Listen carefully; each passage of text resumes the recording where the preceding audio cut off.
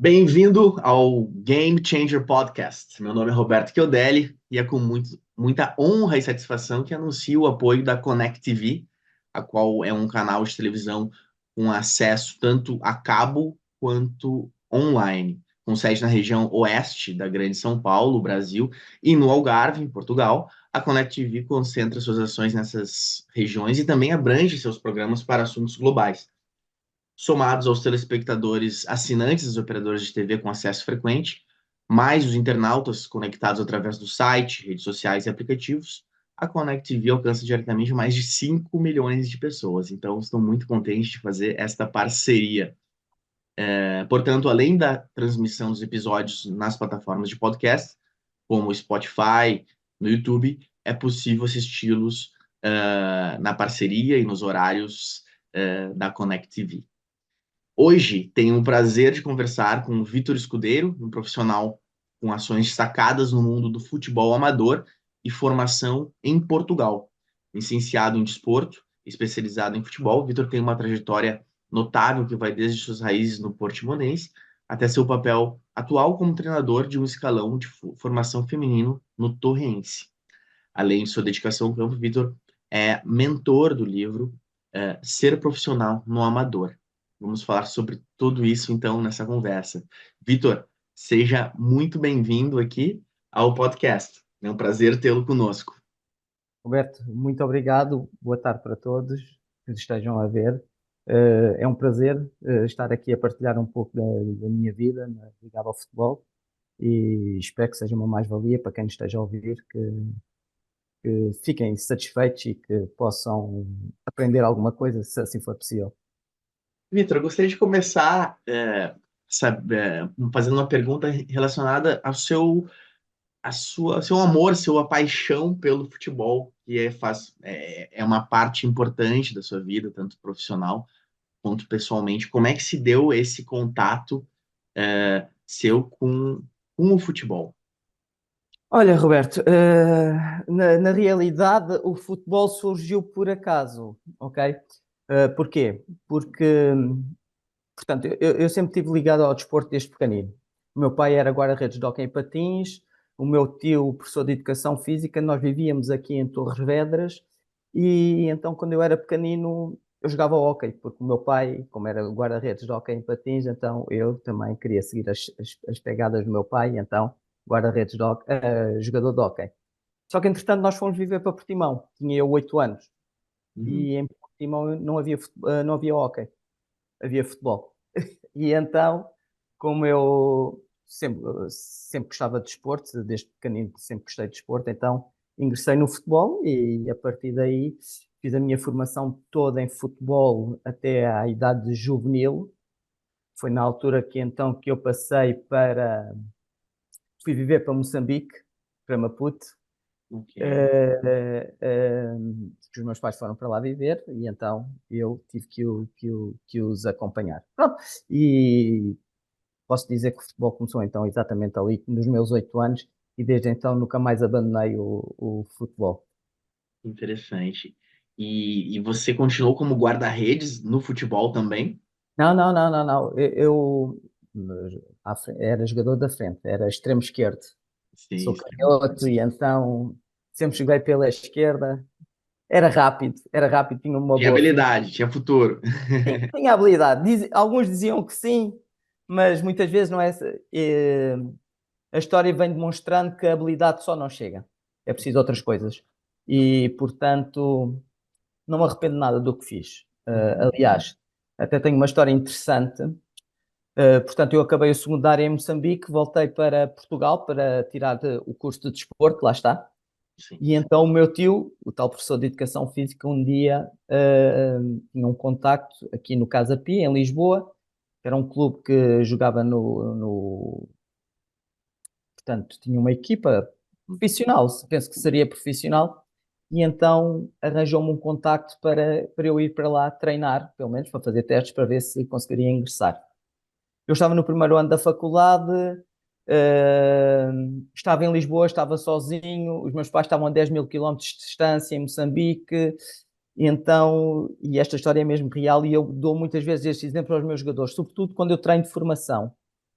Eu fui até ao Casa Pia e à porta do Casa Pia eu decidi, eu não quero ser jogador de futebol. Eu estou aqui em Lisboa, estou sozinho, eu quero me divertir. Eu sei que se for para ser jogador de futebol, para ser profissional, vou ter que vou ter que negar-me a várias coisas e naquele momento não me fazia sentido. E então abandonei o futebol a nível de jogador e naquele momento eu decidi que não iria jogar, não iria jogar futebol. Pronto. Já toca num ponto bem importante para os jovens, para os miúdos que estão a jogar já num nível amador e ou aqueles que já estão no nível semi-profissional e começam a entrar naquele dilema, né? O profissional e o amador, e sabemos que o profissional, tornar-se profissional faz com que nós tenhamos que abdicar de muitas coisas, né? Então, é uma decisão difícil de ser tomada, né? E para ti ficou claro no seu caso é isso? Foi. Eu não tive dúvidas naquela altura. Mais tarde, depois, se calhar arrependi-me um bocado. Hum, Mas naquela altura eu não tive dúvidas. Eu queria me divertir. E eu sei que tinha 19 anos e, portanto, eu queria me divertir. Ponto. Tinha que fazer o curso de Educação Física, mas, por outro lado, não queria assumir um compromisso que eu sei que teria que abdicar de muita coisa que naquele momento eu não estava disposto a fazê-lo. E, sim. portanto, decidi não fazer. E é isto que eu passo muito para os meus jogadores. Uhum. Se vocês querem seguir, vocês têm que abdicar de muita coisa. Portanto, vejam bem o que é que vocês querem fazer da vida. Uh, a decisão é sempre a correta, porque é a decisão deles, não Uhum. é? Mas não podem esperar que caia do céu. Quando nós pensamos, né, em futebol, em desporto de alto rendimento, o foco muda totalmente. Até a questão da saúde, né? Não é desporto é saúde até certo ponto. No nível profissional, muitas vezes, talvez na maioria das vezes, não esteja ligado à saúde, né? Ou seja, tem uma demanda muito grande. Então, essa decisão é difícil de ser tomada, mas chega um Sim, momento em sem que dúvida. o jovem Sem tem. dúvida. Para já, para se chegar a jogador profissional é bastante difícil. Uhum, Aliás, eu já estive a ler alguns estudos que indicam que menos de 0,5% de crianças chegam a profissionais. uhum, Li um estudo, por acaso, muito interessante, feito em Inglaterra, que de 5 milhões de crianças que praticavam futebol, desde os mais novos até aos mais velhos, apenas 140 jogadores chegariam à Premier League. uau.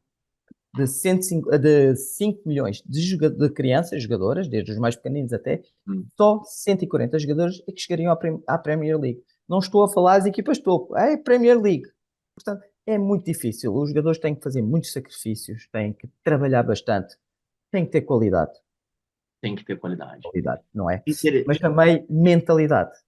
E mentalidade. Essa questão, né, que eu falo da Tem que ter um psicológica, foco, resiliência, não é fácil. exatamente, tem que ter um foco muito, tem que perceber perfeitamente o que é que querem. E se é aquilo que querem, têm que estar focados, têm que ter também um equilíbrio familiar que também ajuda nestas questões. Eu penso que a nível familiar também é importante terem um bom suporte familiar, porque isto quando, aliás, eu agora vou falar de outro vídeo que eu vi até recentemente e até partilhei nas minhas redes sociais, que era o Arsène Wenger a falar, em que dizia que jovens com 21 anos, já com contratos profissionais, era assim mais ou menos. Agora não quero induzir em erro, mas de todos os jovens profissionais a partir dos 18 anos, apenas 40% é que passavam a barreira dos 21. Uhum. É assim um número assustador, não é? Nós temos crianças, jovens profissionais, não é? Com 18, alguns até mais novos, e chegam aos 21 anos e desistem do futebol. O que nós costumamos ver, né? Nós vemos só as ligas, as primeiras ligas, as top, né? Os times, mas na verdade, isso também falando em relação ao Brasil, a média do salário do jogador de futebol é muito baixa, porque nós vemos só o topo do iceberg, né? Mas aí quando nós começamos a descer, então é uma profissão muito exigente, muito difícil. E não é, e são poucos que conseguem chegar lá. Inclusive, eu vi uma pesquisa que eu achei muito curiosa, que fizeram no Brasil, dos jogadores que jogam o Campeonato Brasileiro. E lá no Brasil, as categorias, como aqui em Portugal, nós temos a categorias, não sei, quem nasceu em, vamos lá, em 92, em 2001, 2013, por Sim, ano, sim. né? Claro. E no Brasil, a temporada começa no início do ano, digamos, né? Começa, e aqui não, aqui é diferente, a temporada começa no final do ano, mas enfim, agora no Brasil, aqueles jogadores que nasceram, digamos, da categoria 2005, vamos lá, aqueles Sim. que nasceram no primeiro semestre ou nos primeiros 3 meses de 2005 tiveram muito mais sucesso do que aqueles que nasceram no final de 2005, porque eles têm meses à frente dos outros. E fizeram uma pesquisa e, de fato, assim, agora eu não vou trazer a porcentagem correta, mas é quase que em 70% aqueles que nasceram acabam se dando bem no futebol. E aí é uma questão de meses. Ah, é a mesma categoria, mas eu tenho 8 meses de diferenças ou mais. E isso muda muito, e é muito decisivo para o miúdo, né? Nessa época. É porque, por acaso, uma vez assisti a uma formação Uhum. de um professor catedrático, se não estou a erro, agora não me lembro do nome, Hugo Sarmento, uma formação, e ele falou exatamente disto, que tem a ver também com os níveis de maturação das crianças e jovens, porque já foi há alguns anos que eu ouvi esta palestra, mas basicamente há crianças que dão o salto mais cedo na puberdade. Uhum. E normalmente são as que vêm, são as que nascem primeiro, ou seja, eles até podem dar, embora, embora as crianças tenham diferentes fases, não dão o salto pubertário todas ao mesmo tempo, naquele dia, naquela hora, existe ali um período de tempo. E, e algumas crianças dão o salto mais cedo, outras dão o salto mais tarde. Normalmente as que são do mesmo ano poderão eventualmente dar o salto mais cedo, e isso depois condiciona até na própria escolha dos treinadores. O Uhum. treinador, quando vai fazer, vai escolher a equipa no início da época, não é? Vai escolher normalmente os mais altos, os mais fortes. Muitas vezes nestes escalões de base, muitas vezes nem é pela técnica, não é? Ou o rapaz é mesmo pequenino e tem mesmo, e nota-se que é um fenómeno, não é? Como por exemplo o Messi, não é? Que é um fenómeno, quer dizer que ele sempre foi de estatura baixa, muito fraquinho, mas realmente tinha muita qualidade, aquela qualidade que eu falei há pouco, não é? E então o Barcelona apostou e bem, ou então esses jogadores que até podem ter alguma qualidade, mas ao facto de não conseguirem resistir ao choque, ao facto de serem fracos fisicamente, os treinadores optam mesmo por não o escolher e depois acabam por sair. Para além de outros condicionantes que existem, mas esse é um dos fatores também, sem dúvida. Exato. E quantas carreiras podem brilhantes que teriam futuro acabam, né? Isso é É muito verdade. curioso, essa questão da formação. Eu me lembro de jogadores no Brasil falarem, olha, ótimos jogadores dos times principais do Brasil falaram, olha, se você jogava no salão, tinha uns três lá comigo que eram muito melhores que eu. Só que eu Sim. consegui Continuar. continuar e seguir adiante. Então, é como tu disseste, a habilidade é um dos fatores, e talvez não seja até o mais diferencial para ele conseguir chegar ao nível profissional, né? Sim, sim. Pronto, há vários fatores que depois que as crianças também depois acabam por desistir, não é? Exato. A pressão dos pais, a pressão dos treinadores. Eu digo muitas vezes que depende de quem está a liderar o processo. Quem está a Uhum. liderar o processo é que pode ter influência em alguma criança poder chegar a jogador de topo ou poder continuar a sua carreira, a sua formação no futebol até a idade júnior e depois logo se vê, não é? Exato. Mas quem está na frente do processo tem que saber ver, tem que saber analisar, tem que saber perceber o que é que tem ali eh, perante à sua frente, os jogadores que têm à sua frente e tentar perceber se efetivamente existe qualidade suficiente para apostar numa criança fisicamente mais fraca. Exato. É isso, é isso. É, e, Vitor, eu gostaria que você apresentasse a nós um pouco do seu percurso profissional na área, como é que se deu. Então, você Ok, foi para então, Maputo, voltaste. exatamente. Mas foi em Maputo que comecei a dar treinos. Ou Olha. seja, na Escola Portuguesa de Maputo, eu era o único que ia para desporto. Era o Uhum, único aluno de toda a escola que ia para desporto. E então o professor Orlando Pataguana, que era professor, não era o meu professor de educação física, mas era um dos professores de educação física responsável pelo desporto escolar, convidou-me para eu treinar a equipa dos mais novos. uhum, Então pronto, aí foi a minha primeira experiência como treinador. Portanto, fiz o secundário lá e enquanto fiz o secundário, treinei a equipa das crianças mais jovens. Pronto, vim para Portugal, primeiro ano não treinei, nem joguei, como tinha dito. No segundo ano, a mesma coisa. No terceiro ano, eu chumbei na uhum, faculdade. Chumbei na faculdade e os meus pais disseram que a partir daquele momento que ajudariam-me a pagar a casa, ajudariam-me nos estudos, mas eu tinha que me sustentar. E então tive que ir trabalhar. Fui trabalhar para quê? Dar treinos de futebol. uhum, E então, na altura, o ex-jogador de futebol, Paulo Sousa, internacional português, abriu uma escola de futebol, acho que era uma escola de desporto. Aliás, não era só de futebol, era uma escola de desporto. Uh, Havia aulas de futebol, havia aulas de ténis e havia aulas de natação, se não estou em erro. E pronto, eu concorri a essa escola, fui aceito e então comecei a dar treinos nessa escola. Era mais no sentido de ajudar, eram crianças pequeninas, com 6 anos, e basicamente era ensiná-los a jogar futebol.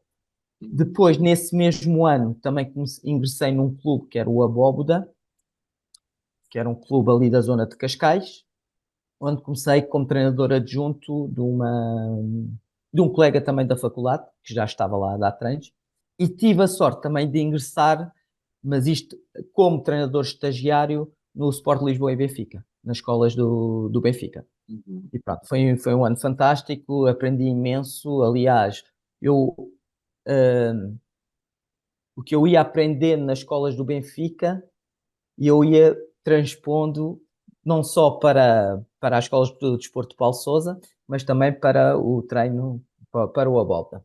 Pronto. No ano seguinte, no ano seguinte eu ainda continuei no Abolta e terminei o estágio no Benfica, e também continuei nas escolas de Paulo Sousa e tive no Abóbada mais 2 anos. Entretanto, terminei o curso. No meu último ano de faculdade, estava a estagiar numa escola a dar aulas de educação física e também tive a sorte de estagiar no Sporting Clube de Portugal. uhum, Pronto.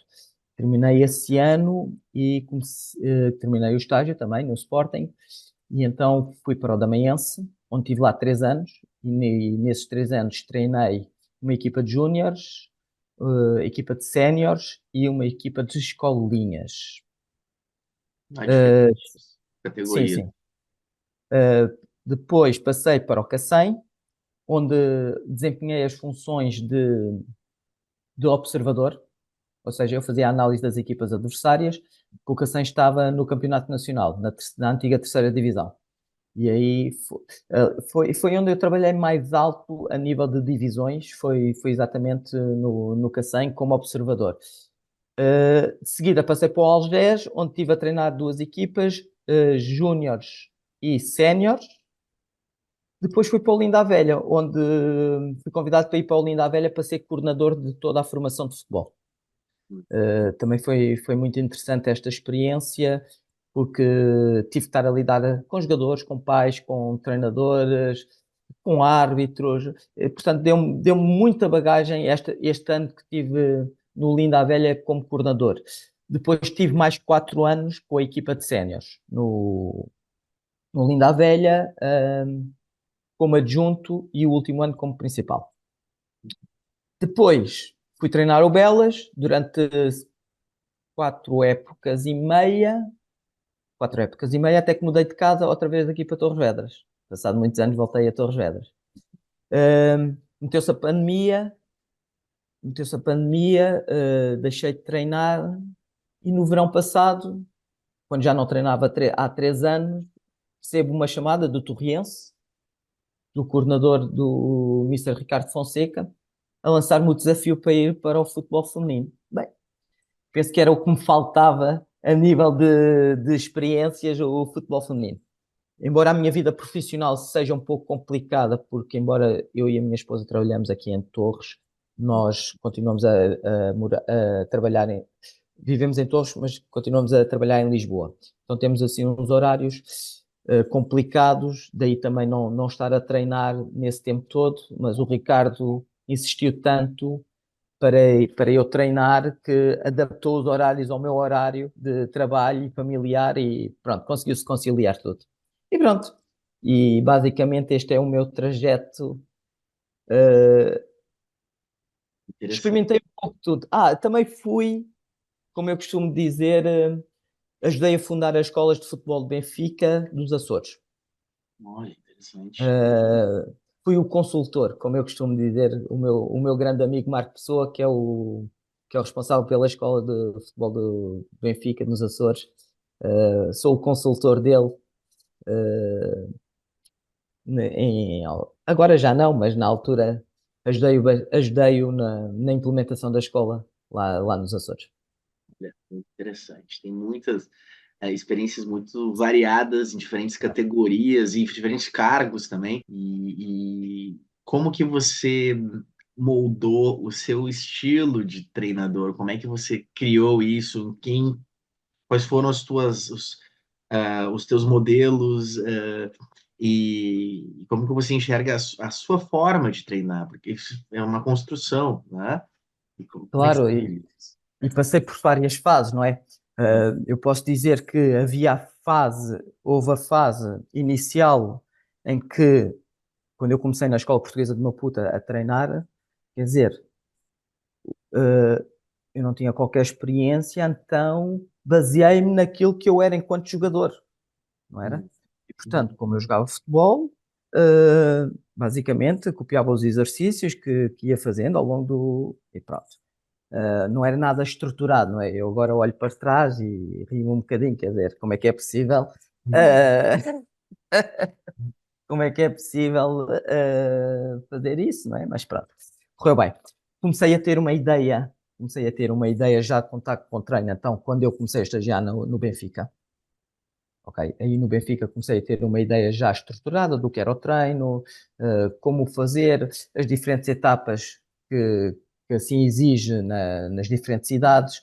Pronto, comecei não algo muito estruturado, mas pronto, já havia ali alguma construção, já tinha algumas ideias pré-definidas, não é?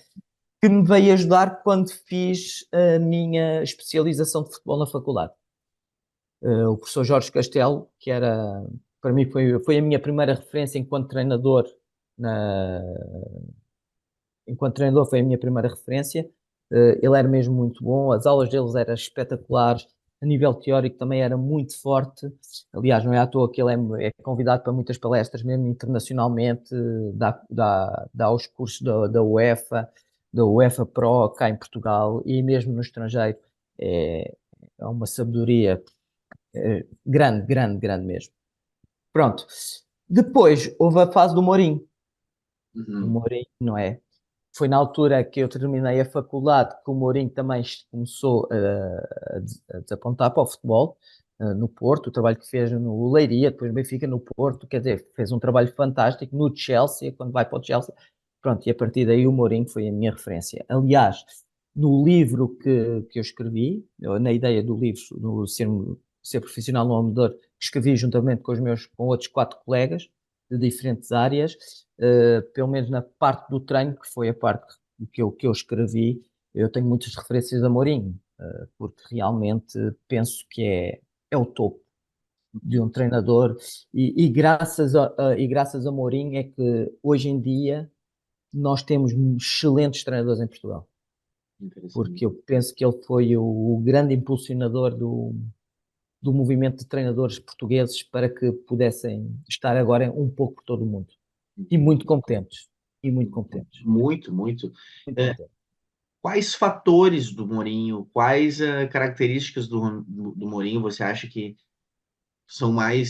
foram tão importantes para que ele alcançasse esse sucesso e modelasse, né, o futuro dos treinadores em Portugal? Para já tem a ver com a forma como treinava. Vem tudo da sua metodologia de treino, que tinha a ver com a periodização tática. Que é uma metodologia de treino que foi desenvolvida pelo professor do Porto, Vítor Frades, se não estou em erro, que é um professor que mudou a forma de treinar, mudou a forma de treinar e que muita gente agora segue essa periodização. E depois tinha a ver também a forma como ele lidava com os jogadores. Eu penso que a nível mental, Mourinho era muito forte, não só para dentro do balneário, mas também para a comunicação exterior. A forma como comunicava para o exterior, a forma como uh, encostava às cordas quase o treinador adversário. Parece que o treinador adversário, quando já ia para o campo, já ia derrotado antes do jogo iniciar. A forma como ele falava, a forma como ele pronto, ele transmitia muita confiança e eu penso que isso foi fundamental nos seus primeiros anos e que permitiu que ele tivesse alcançado grandes sucessos na altura.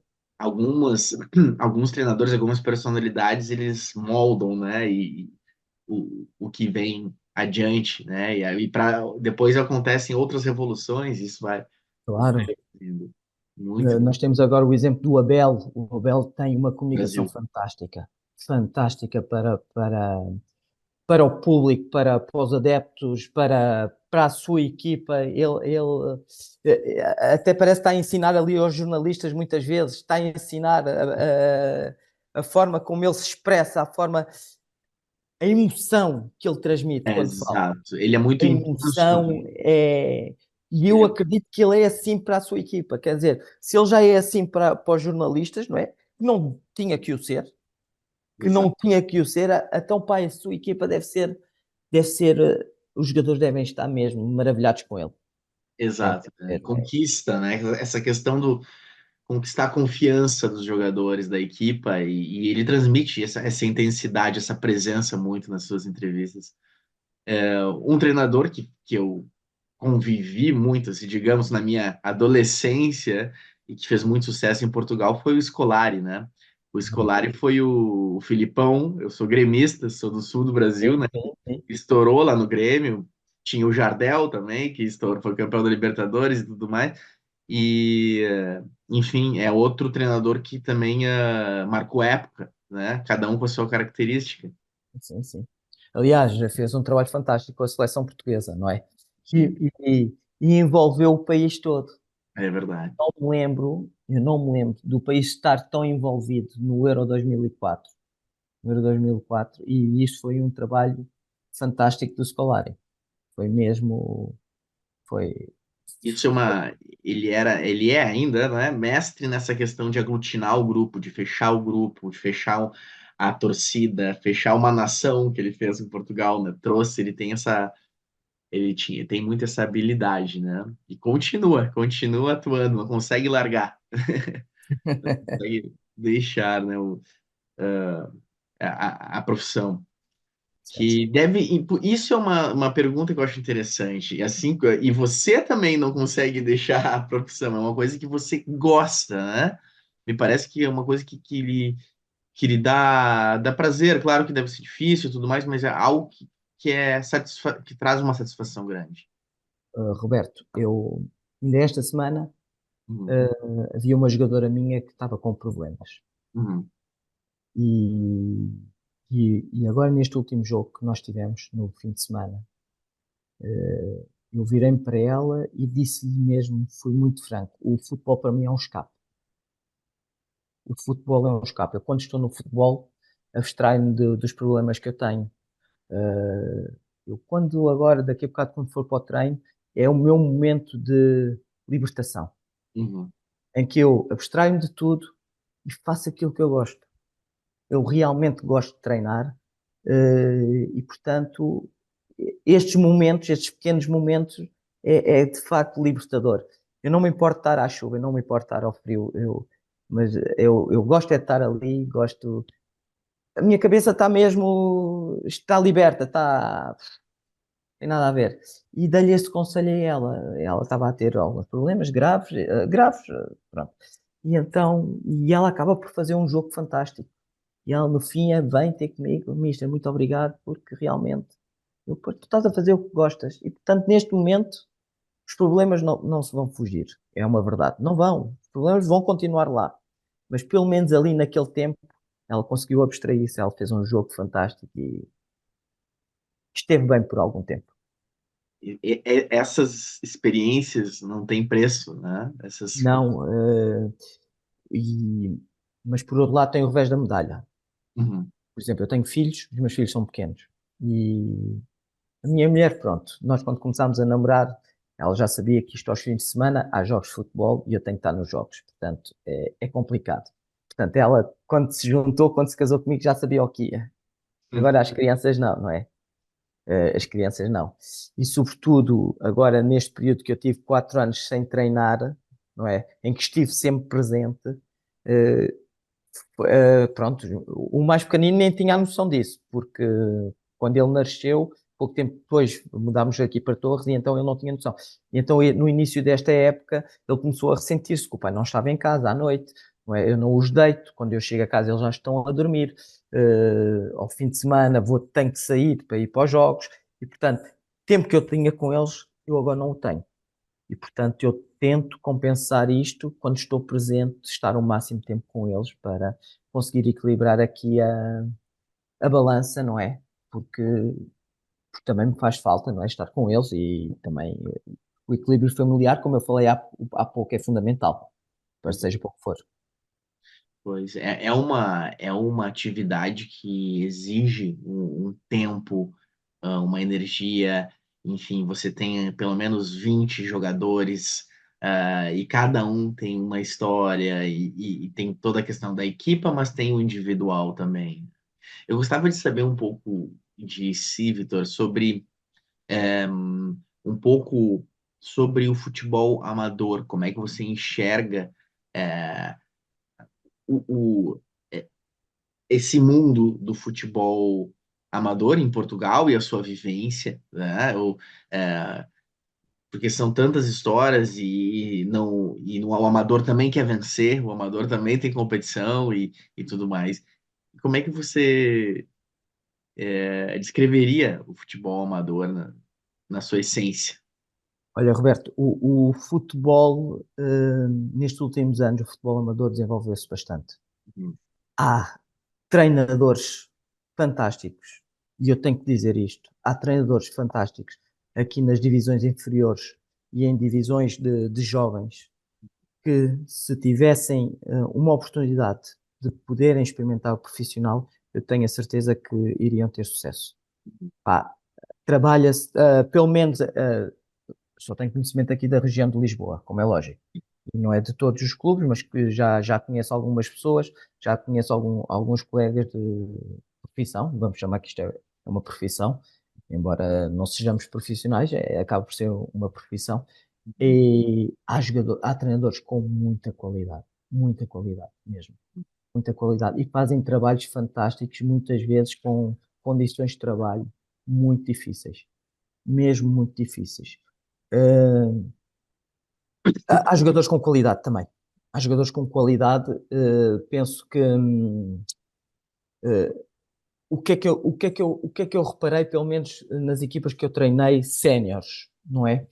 Uh, existem jogadores com muita qualidade, mas faltava aqueles outros ingredientes que eu falei. A mentalidade, um,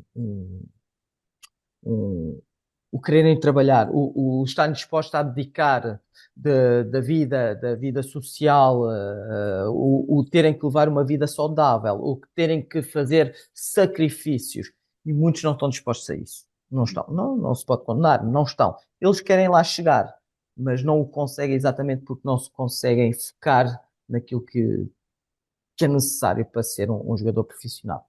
E há outra coisa também que eu costumo, que não deveria de ser, mas o é, que é um empresário. Uhum. Os empresários hoje em dia mandam no futebol, não é? E quem não tem empresário dificilmente consegue chegar a profissional. Ou é mesmo um fora de série, ou então muito dificilmente consegue. Mas lá está. Jogadores com muita técnica, com muita qualidade mesmo, técnica, e de perceberem o jogo, mas depois os outros falham nos outros pontos que eu considero que são fundamentais para que possam chegar mais à frente. Sem hipótese. E como você percebe se fala muito em motivação, em espírito de equipa, né? O quão importante isso é, tem toda a parte técnica, de estrutura, treinamentos e tática, mas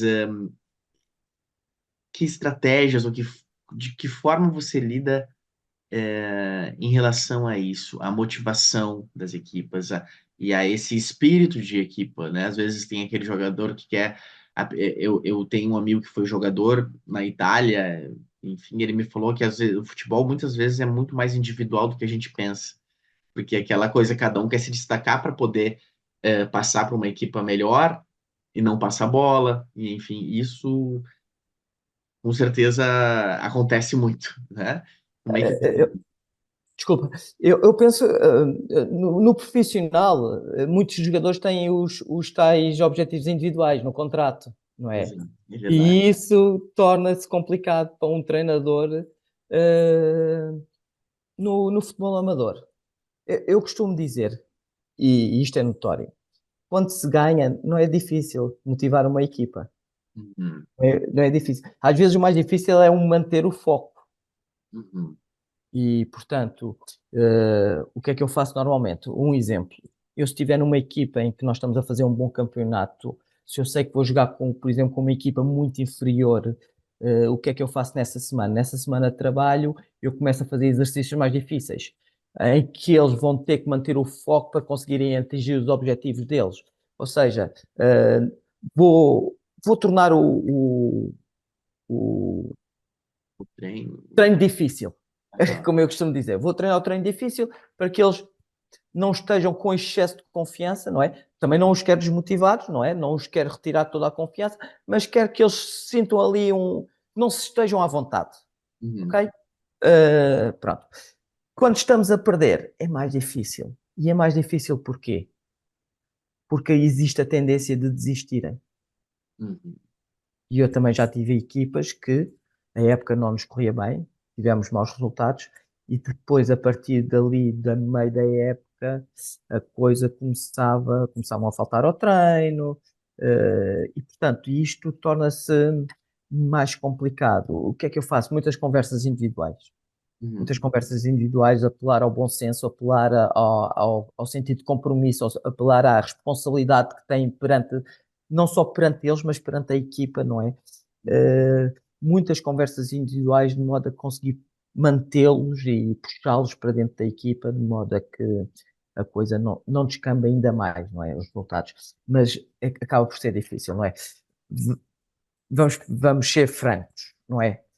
Nós estamos a falar de jogadores que se calhar muitos deles acordam às 6 da manhã para entrar às 8 da manhã, para irem trabalhar. Se calhar alguns têm trabalhos que não gostam, mas têm que trabalhar para sustentar a família, quer dizer, depois chegam ao final do dia cansados, vão para o treino em que aquilo já não está a correr bem.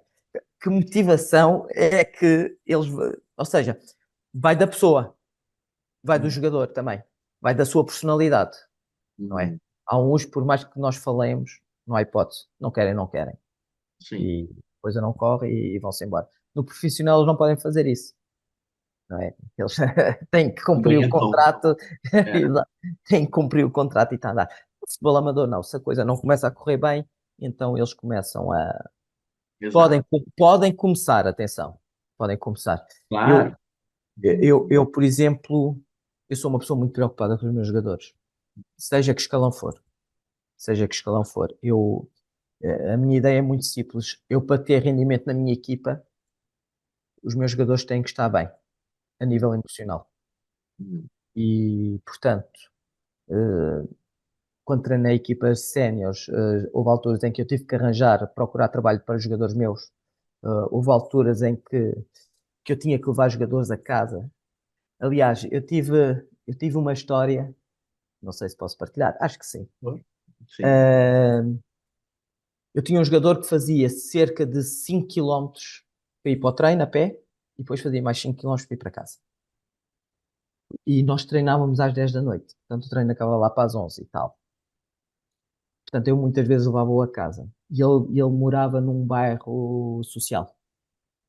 Há uma vez que eu o deixo em casa e estou a caminho da minha casa e recebo uma mensagem: Mister, a polícia está atrás de mim. Eu pego no telefone, tento-lhe ligar, ligo, o telemóvel desligado. Eu volto para trás, vou correr as quadras todas ali da zona à procura do meu jogador. Eu entrei pela esquadra dentro e disse: olha, o meu jogador mandou uma mensagem, eu acabei de o deixar no bairro. Portanto, seja o que for, o que tenha acontecido, não foi ele. Uhum. Não foi ele. E, portanto, nas quadras que eu fui, não, nós não temos aqui nenhum registro, não tinham nada. O facto é que ele foi mesmo apanhado. Uh, Depois de eu ter saído da última esquadra, ele liga-me a seguir, a dizer: olha, mister, já me soltaram. Ou seja, eles tinham posto num carro da polícia, provavelmente foi apertado por alguma coisa que tinha acontecido no bairro, e ele estava no sítio errado à hora errada, e possivelmente depois da esquadra ligaram para os colegas a dizer: olha, se tem aí alguém, não é esse o jogador, não é essa a pessoa, porque teve aqui o treinador dele. E portanto, uh, são histórias que ficam, não é? E depois, passado alguns anos, esse jogador acaba por me mandar uma mensagem: Mister, acabei de ser pai, Uhum. nasceu o Jason, meu primeiro filho, e quer dizer, já não tinha contato há tanto tempo com ele e de repente recebo uma mensagem assim de nada dele, do Pedro, a dizer que são estas coisas que ficam. Sim. Mais dos sucessos que nós possamos ter no futebol e no futebol amador, então, é isto que fica. Ou seja, no futebol profissional, pronto, é a profissão deles, tudo bem. Acredito que também existam estas histórias, mas no futebol amador isto é o amor ao futebol, puro e duro, só. É um amor. Tá no nome, amador, né? Tem Amador, exato. amor. E você, enfim, eu acredito que o treinador, às vezes, assim como o professor, mas a visão que os miúdos têm, mas eu acho que todas as categorias têm com o treinador é muito forte, né? O que o treinador diz, o que o treinador faz é muito importante para eles. E muitas vezes o treinador não se dá conta de que você, com certeza, está na mente deles ainda, né? Tantas passagens eles têm o treinador como um modelo. Às vezes eles não tiveram um pai ou alguma coisa assim, ou tiveram, mas é um outro modelo, né? Que é tão importante para eles. Olha, Roberto, outra história interessante. Uhum. Quando estava no Belas, o guarda do campo tinha um filho, um miúdo com 12 anos, na altura. E então o miúdo era muito mau na escola. Então um dia ele vira-se para mim: mister, eu posso treinar com vocês? E eu estava a treinar a sénior. E eu: ó Vítor, que também se chamava Vítor, Uhum. jamais vais treinar comigo, não é? Com os séniores, porque, quer dizer, não há hipótese. Quer Uhum. dizer, não, és pequeno, pronto. E Uhum. então o que é que eu sugeri? Falei com os pais dele e sugeri: vamos tentar que o Vítor melhore a escola e o Vítor vai ser meu adjunto, o meu treinador adjunto. Falei com a equipa toda concordou e então o Vítor começou a ser meu adjunto. Só não ia aos treinos quando tinha que estudar para os testes. Ponto Uhum. final. Pronto. Eu acho que a experiência foi tão boa, positiva, que. Não, e foi positiva de certeza. Passado estes anos todos, agora no Natal, e mais uma vez, recebo uma mensagem do Vítor: Vítor, vou ser pai, mister. Agora com 20 e poucos anos, já não sabia dele de há muitos anos. Aliás, ele teve só essa época comigo, porque depois mudou de casa. Na época a seguir já não estava no Belas, o miúdo. Nunca mais o vi. E passados destes anos todos, ele manda uma mensagem a dizer: Mister, vou ser pai. E Uau. pronto, assim de nada. Do E é nada, isto, né? Então, Roberto. pô, Roberto, é isto. é emocionante. É, O tenho modelo muito orgulho. Tenho muito orgulho nestas pequenas vitórias é, humanas. são grandes, né? São São. grandes vitórias. Imagina a felicidade dele de poder ser seu adjunto e isso influenciou ele a ir bem na escola, a se aplicar, e muda todo um perfil, ou seja, um adulto olha para si, se acha de alguma maneira insignificante, opa, ele me vê importante aqui. Exato. Vou aproveitar. Muda tudo, né? Muda toda a sua visão de um acolhimento, visão de mundo. Isso é sensacional. E, Vitor, eu gostava de perguntar também, porque você me disse que está a ter a sua primeira experiência agora com o futebol feminino, né? E, e tenho certeza que já percebes muitas diferenças Ah, sim. no modo de lidar e tudo mais. Então, gostaria que você compartilhasse essa experiência no mundo do futebol feminino. Olha, Roberto, como eu disse, é a primeira vez que eu estou a treinar, e eu no início da época tive muitos desafios, desafios pessoais. O primeiro desafio foi porque eu já não treinava jovens desde 2010, 2011. Portanto, tinham sido já 14 anos sem treinar jovens. Depois, futebol feminino, ok? São diferentes, são diferentes. As miúdas são diferentes dos rapazes. E depois, outra coisa ainda a acrescentar, é que esta equipa foi criada de raiz, tem muitos jogadores que nunca jogaram futebol. E estamos a falar de jogadores com 15 e 16 anos, que Uhum. nunca tinham tido nenhum contacto com o futebol. As que tinham tido, algumas que tinham tido contacto um ano, no ano anterior, na época anterior, uh, o treinador que estava lá não as punha a jogar, ou jogavam muito pouco, portanto, não tinham ritmo de jogo, não tinham conhecimento de jogo, e portanto foi um verdadeiro desafio. Foi mesmo um verdadeiro desafio. Eu e o Rafael, a pessoa que me está a ajudar, o meu adjunto, foi mesmo um desafio. O Rafael, que está a treinar também pela primeira vez, está a ter a sua primeira experiência como treinador, foi mesmo um grande desafio tentar conjugar isto tudo e a tentar levar o projeto a bom porto. Pronto, eu penso que nós já conseguimos equilibrar, a nível de treino já está tudo muito equilibrado. Quais são as diferenças que eu sinto? Para já elas são muito mais emocionais que os rapazes. A forma como eu falo com elas, eu tenho muito cuidado em falar com elas. Não só por serem raparigas, mas também pelo facto de nunca terem passado pela experiência de jogarem futebol. E isto faz diferença.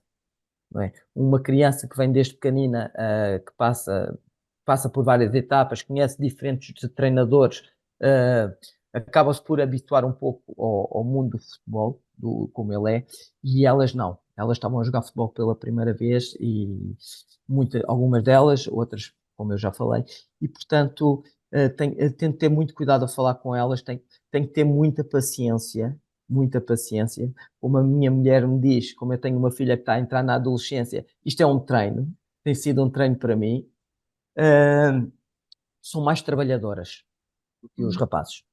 Elas são muito trabalhadoras. Elas não questionam o treinador, ou seja, se o treinador diz, elas fazem, às vezes até levam a letra demais.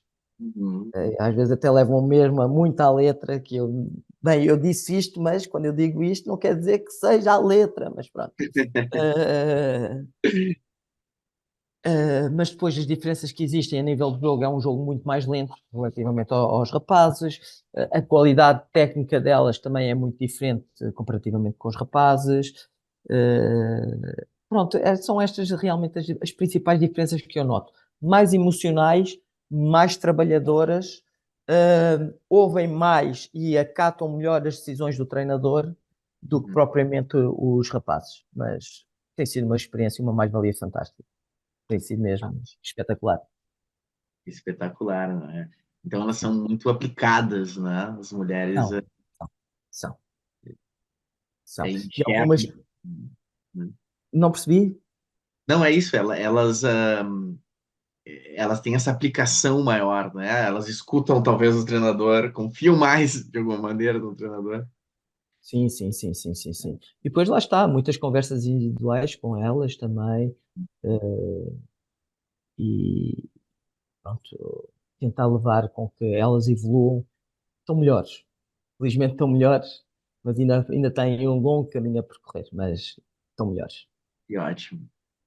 Vitor, eu sei que tens um treino logo a seguir e gostava de, para finalizar, lhe perguntar um pouco sobre o que pensas, algum projeto futuro com o futebol, ou e também se pudesse deixar alguma mensagem daqueles apaixonados pelo futebol de verdade, futebol amador, né? Hum. Que estão a nos escutar aqui, ou aqueles que gostavam de também entrar um pouco mais na área de treinador. Então, Sim. eu deixo aberto esse espaço para falar tanto do futuro e quanto uma mensagem para quem está a nos escutar. Olha, Roberto, eu antes de receber o telefonema do Torriense, eu tinha iniciado um projeto pessoal, que agora Uhum. está aqui guardado no computador. Comecei a escrever um novo livro. Comecei a escrever um novo livro, sobretudo para o futebol jovem, ok? Porque o meu filho mais novo joga futebol, não é?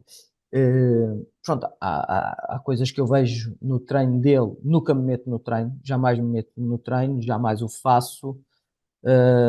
Respeito bastante os treinadores e acho que é assim que deve ser. Aliás, se eu não admito que os pais das minhas jogadoras venham se intrometer no meu trabalho, não vou ser eu que vou me intrometer no trabalho dos outros. E, portanto, há coisas que eu vejo na minha ótica estão erradas, mas é o que eu digo sempre. Quando o treino acaba, eu pergunto ao meu filho: divertiste?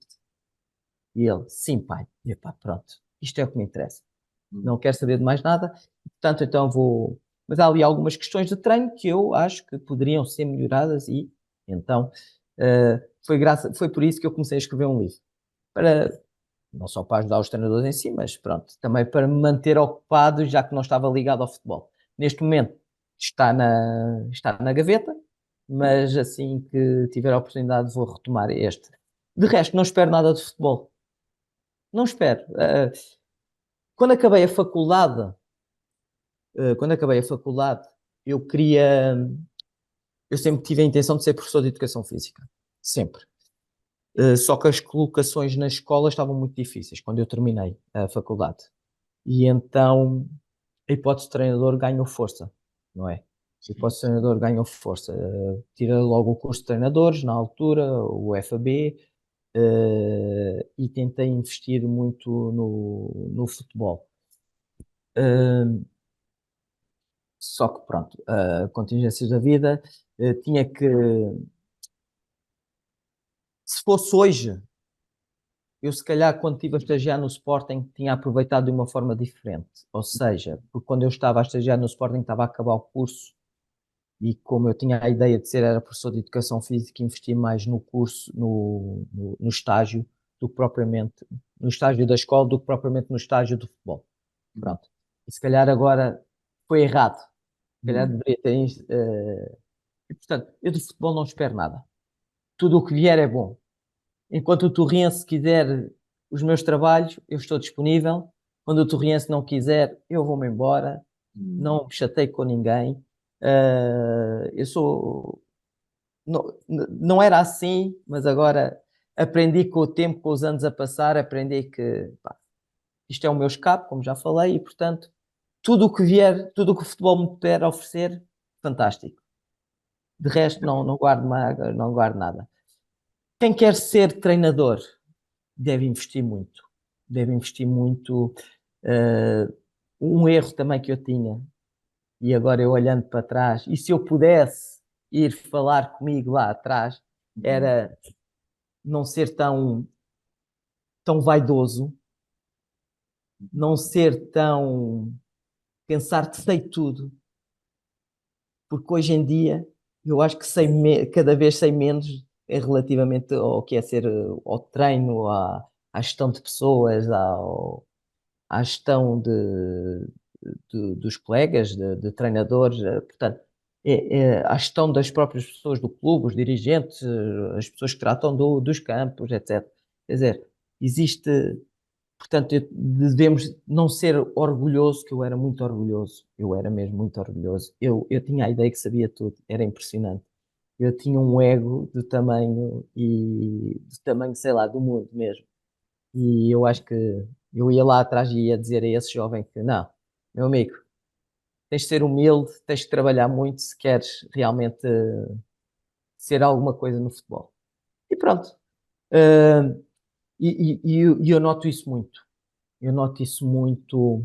Jovens que terminam a faculdade e que estão a treinar, ou jovens que estão a treinar no Benfica, no Sporting, e camadas jovens que pensam que já são ali, bem, todos inchados, todos aprovados.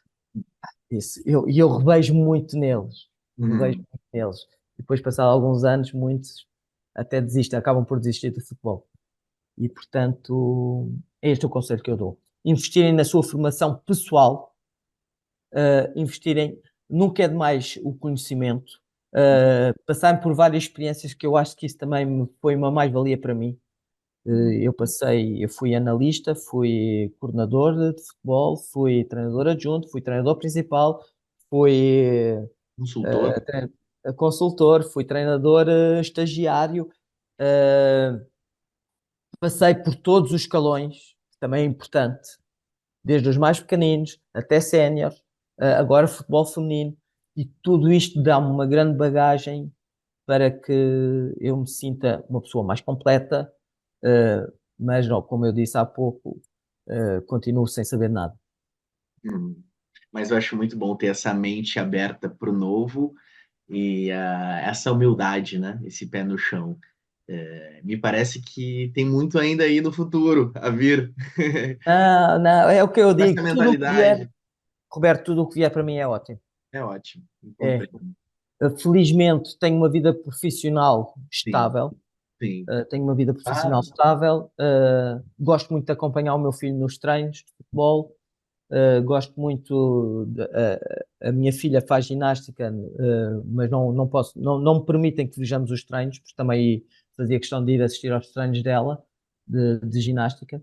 E pronto, o meu foco são os meus filhos. O meu foco são os meus filhos. O futebol é o escape e tento balançar isto tudo na minha vida. É isso. Equilibrar. É isso, equilibrar. Essa é uma arte, não é fácil nos dias de hoje. Exato. Olha, Vitor, muito obrigado pela sua disponibilidade, pelo seu tempo, por compartilhar aí conosco a sua rica experiência no mundo do futebol e de vida também, com tudo isso que isso traz, né?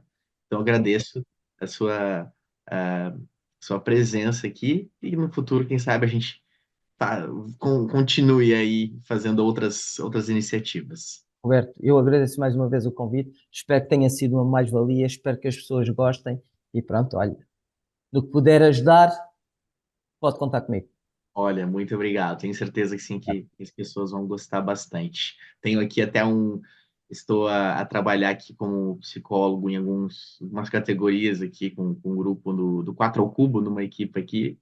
E até Sim, comecei a pensar em alguns treinadores e seria fichas novos, jovens, né? E assistir, escutar a entrevista, né? E poder ter uma outra visão. Isso é muito, muito enriquecedor. Tá bom? ótimo. Olha, um forte Tá. abraço e bom treino Um agora. abraço. Muito obrigado, Roberto. Tudo bom, está bem? Tudo de bom. Um Obrigado. abraço.